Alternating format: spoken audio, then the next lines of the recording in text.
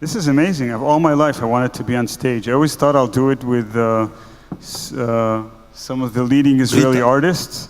I ended up with Arnon. So, the good news and bad news. What we'll do is, what we wanted to do is, we're friends, we co-invest, we talk a lot about games, and we wanted to bring a little bit of our discussions and arguments to the stage. Hopefully we'll find it interactive and talk a little bit about gaming and investments. You want to introduce yourself? Yeah, so I think was introduced before.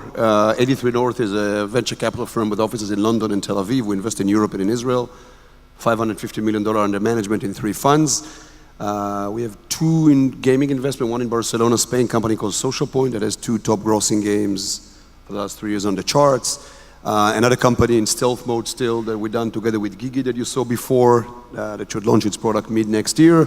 And we also invested in Supersonic, which is not directly a gaming company, but it's part of the ecosystem and you can see them outside. So 3 investments in the space. Cool, and my name is Danny. Carmel Ventures, early stage venture fund focused entirely on Israeli companies. We are currently investing over our 4th fund, a $200 million fund. And we invest a lot in consumer internet, and as part of that, we also invest in gaming. In our latest fund, we invested in one company called Lucky Fish, and we hope to invest more.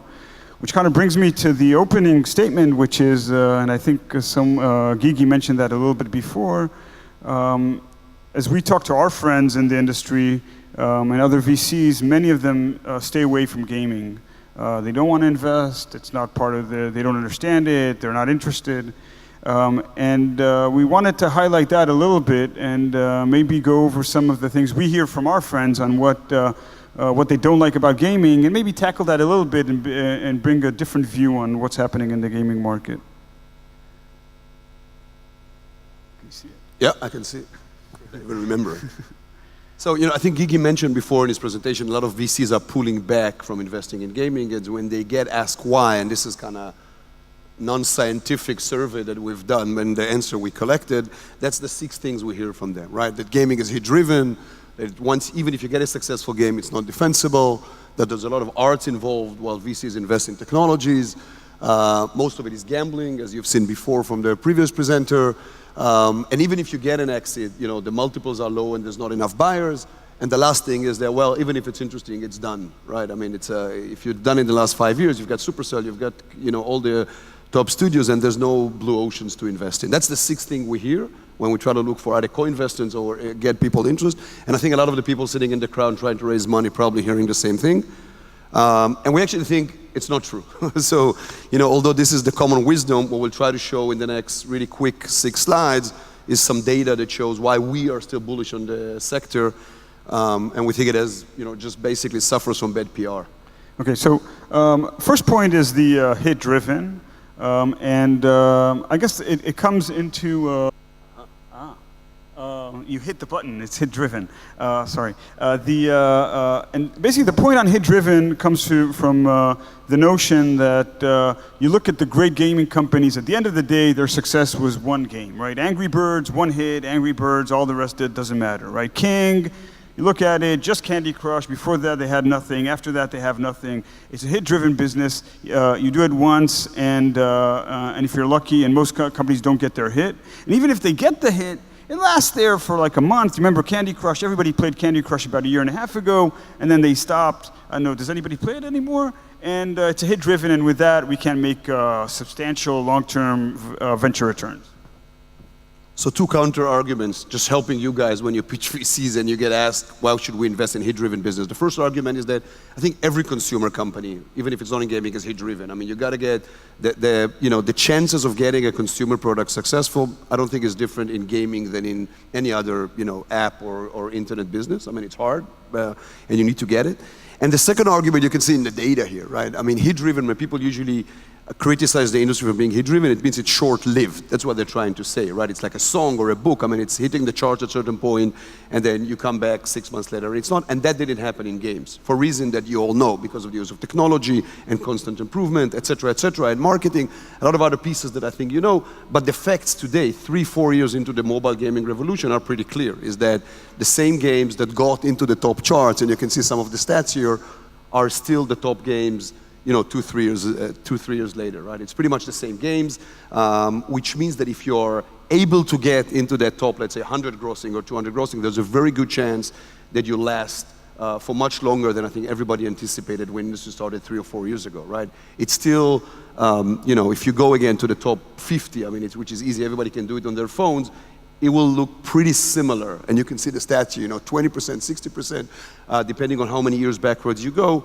And that's not a hit-driven business in that sense. That, yeah, it's hits-driven, like whatever, even any other consumer business. But once you get to that coveted position that you make money, it lasts way longer, just like any other product. So games are not special in that sense, we think.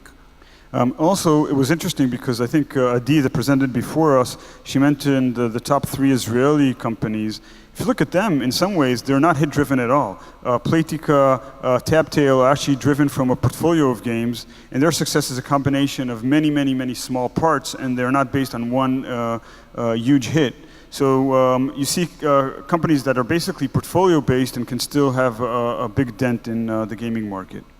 So it's not only hit-driven, but even if you have a hit, the problem is it's not defensible, right? You make a game, the game is a success, it launches, it gets some traction, guess what happens the next day? Everybody else copies you, and you just get lost in the sea of competition. So it's really hard to defend a successful game. So that argument, again, the data now has 3-4 years data that shows that if you're able to get one game really well, even if that game disappears, the studio itself lasts way longer, right? So this, again, you look at Playtika, they've been doing it for years over years. You look at all these top studios. This is basically show the ranks of the top studios in the world for the last 3 years, and you see, it's still Supercell, still King, Gango. You go one by one here, and it's still the same studios. Of course, this brings up another question. Is there even a chance for a new studio to penetrate, which we're going to touch later? But the first 2 slides about a game short-lived, and second about a studio being able to sustain its top position, which was the perception 4 or 5 years ago, data clearly shows. You get a game, it lasts longer, and if you're a studio that is able to get a game out there, your chances of doing the next game also goes up, exponentially. Art versus science. Okay, that's another argument we hear a lot. It's like, okay, we don't invest in games because it's like writing a book, it's like doing a song, it's art. It's not what we do, we invest in technology. And the answer to that. I think the interesting thing about this one is that in parallel to that, the #1 trend in the industry, in the tech industry, is what's called user experience, which basically user experience is that whole idea is that how beautiful it is, or how your engagement, or having that artist or designer as part of any consumer product has become now a general understanding that it's required across the board. And if you look at gaming, in the end of the day, yes, there's art, and designers are part of it, but actually great games are a combination of 3 things, right? They're a combination of great art, unbelievable data science, which is understanding your data, iterating based on your data, which is, by the way, very different from movies. And the third part is that there are still tech companies, and the best games do a great job in doing their client, optimizing their clients, great work on the server side, and great performance from the game based on using state-of-the-art technologies. So we actually think it's a very much combination of art and technology, but technology is a big part of it. If you look at the P&L of game company, I think it's no different than any other technology company. The vast majority goes to tech guys. The salaries are clearly on the tech side. Marketing dollars is no different than any other consumer company, so we don't think there's a difference there. But then, at the end of the day, it's all gambling. And even if you look at, to be fair on this one, you look at what was presented as Israel as an example. The top 10 companies in Israel are casino companies. I think Gigi mentioned that his great success stories are casino. My investment is a social casino. So maybe it is all gambling. I think it's all gambling. It is all gambling, except that the data shows differently. So again, you look at the chart, this is simple data, right? You look at the casino slice of that, it's about 20%, both Android and iOS. It's clearly not a gambling. When you sit in Israel, it's hard to believe that there's a non-gambling world out there. But there's already, like you said, Taptail is doing fantastically well in non-gambling. And there's new studios popping up, even in Israel, doing non-gambling very, very well. So, again, very simple data. This has nothing to do with gambling. 80% of that industry. I mean, if you look at the number of studios in the top 50, a lot of them is gambling. But if you look at where the dollars goes, again, simple data to read. 80% of the revenues in this business are not coming from casino games. And if that's a problem to anybody, there's a 80% industry to invest in. We even see that very well in Israel. Some of the companies that have launched recently are totally non-casino and have gotten great success in the market. Jelly Button is an example of a company that did really well and developed a very simple game, completely non-gambling. So there's definitely opportunities beyond gambling in the market. That's probably the biggest argument VCs have against gaming, and that is that it's hard to make money in it, right? That's what VCs are all about eventually. We're evil guys who just want to make multiples, and it's hard to make multiples in the gaming business.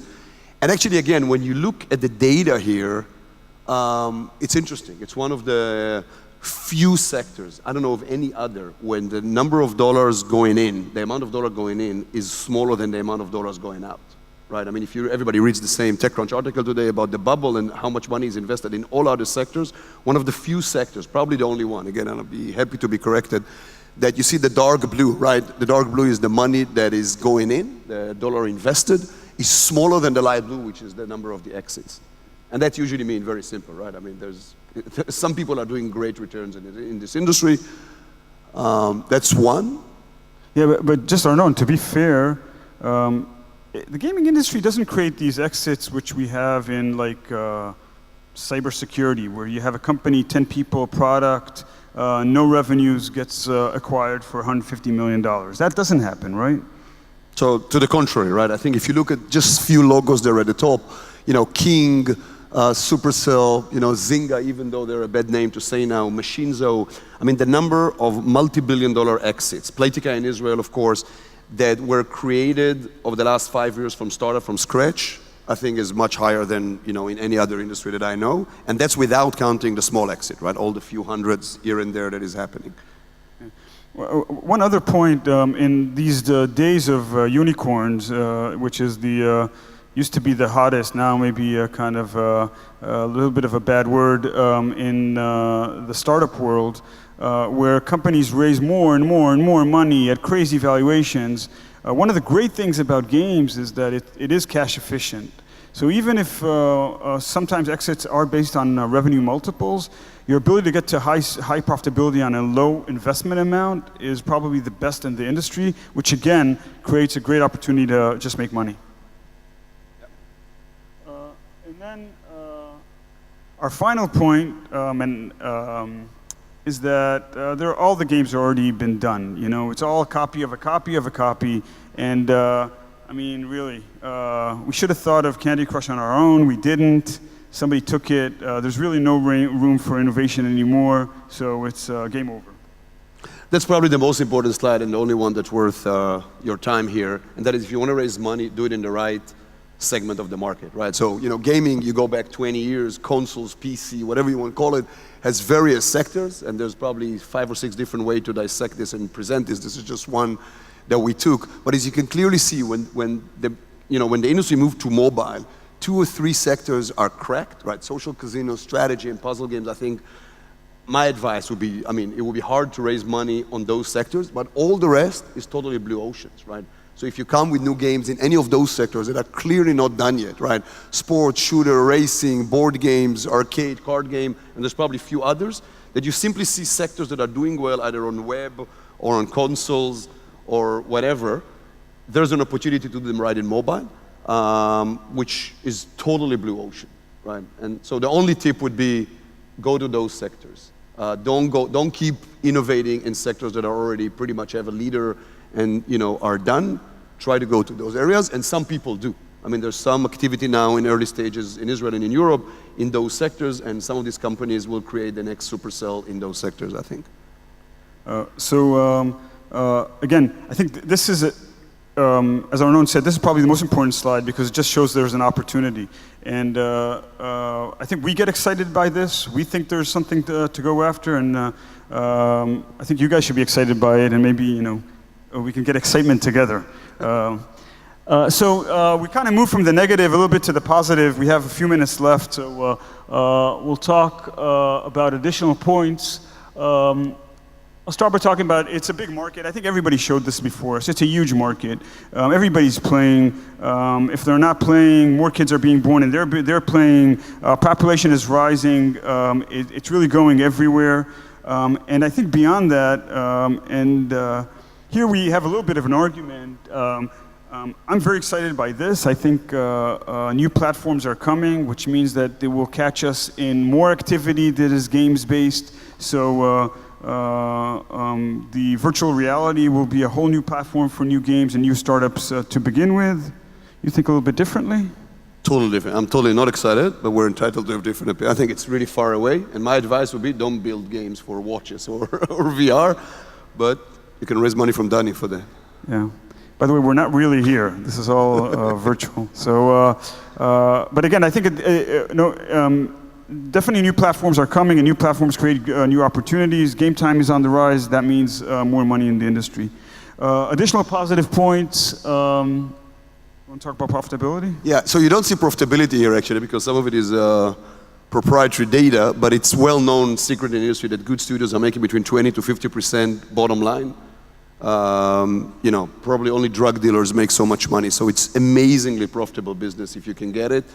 You know, I think, so King numbers are public, you can see that. Superset is not public, but there was enough articles showing the profits. This is the most profitable segment of the tech industry by far. The meaning for VCs, there's two meanings for that. One, you have to go in early, otherwise companies become too profitable, they don't need you.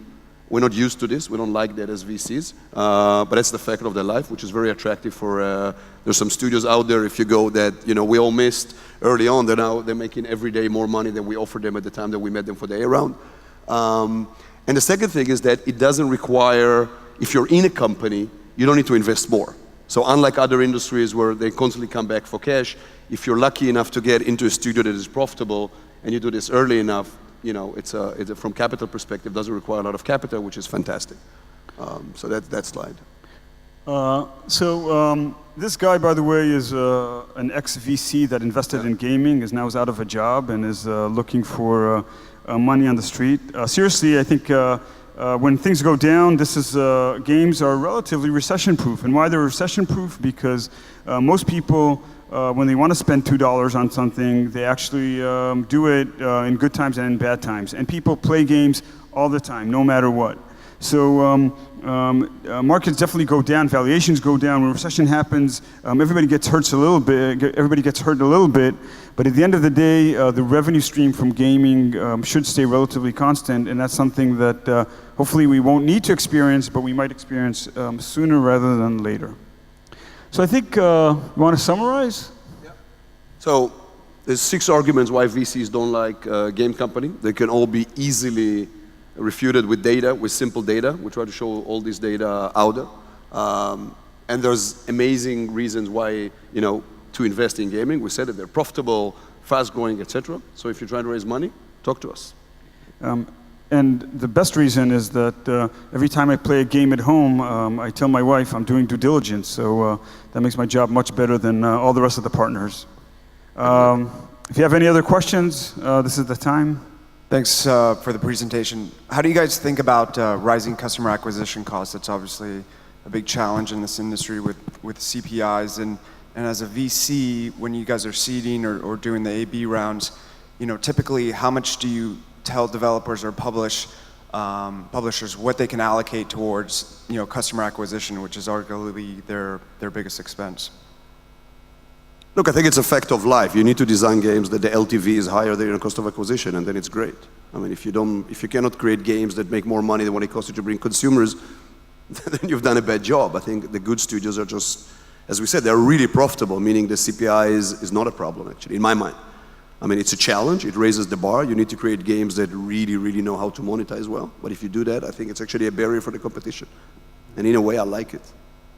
I agree. I think the other point, if you look at and games when they launch, actually at the beginning, when you have such a small acquisition, it's not that expensive. So at the beginning, you can start to see if the game catches on with a rather small amount of money. And then you can probably push a little bit more on the gas, it rises up and then goes down again. Overall, again, most companies, and I think our own portfolio companies, have managed to grow really nice with just based on their own profit. So again, relatively, profitability grows faster than CPI.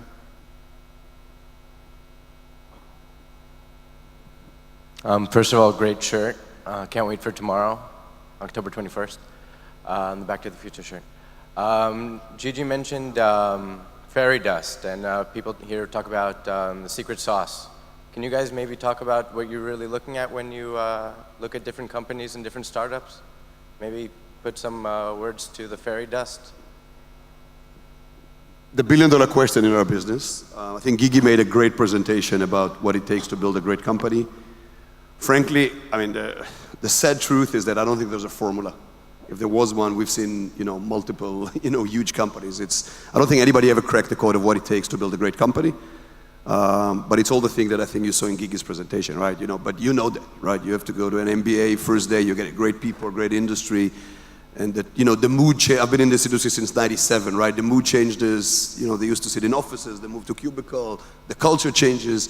But I don't think much changed, right? Great people with great ideas, with great execution, make great games, and I don't think there's really a way to know. At the end of the day, I think it's a kind of black box, gut feeling type of stuff. You can do as many analyses as you want, but it's very hard to know. So as much as I would like to give a formula, unfortunately, the truth is there is no one. I think the problem in games, by the way, is that what works in consumer internet, which is let's wait for the launch and let's see some consumer data, and then once you have data you can invest, is problematic here because, again, the really good ones get profitable really fast, don't need you. So in some ways you got to come in on a bet. The good news, it's not a lot of money. So you put in a small check on a gut feeling a little bit. Not all VCs will acknowledge that. And pray harder than usual, maybe, I don't know. There was a question over there. Yeah, just a quick point. You mentioned in the slides that 18% of the revenues comes from casino games. What's the growth, regarding, and then you said 80% is other games, but I'm assuming casino games has much higher growth, right? Regarding, if you compare the growth in the casino social gaming versus the other ones, or am I reading? No, so there's two different questions here, with your permission. One is, I think overall the whole industry is growing, right? Every segment is growing because, you saw the slide of the industry, which everybody knows is growing. I think the percentage of casino out of the total pie is actually declining. It was higher 3 years ago. As you've seen, most of those segments, puzzles, strategy did not exist. Before Supercell came in, there was mainly casino. So I think casino is growing fast, but I think those new segments that have not been attacked yet will be cracked by some companies, so the overall percentage of casino, in my mind, will go down. Okay, second question, then I'm done. Did I read correctly on King? You had a slide of the most profitable studios, and King had a revenue of 1.3 billion last year, 700 2015. That's a 40% plus drop. Are they? Did I read it correctly that they have over 40% less revenue in the last 12 months compared to the last year? So I don't remember their financial by heart. They are not, I think top line, is declining. I don't remember King's numbers. You just showed it on the slide, 1.3 billion last year, 2014. Yeah. And the 2015 you had a 700 million plus, so that's a 40%. Yeah. Or did I read it incorrectly? By the way, just one point on that.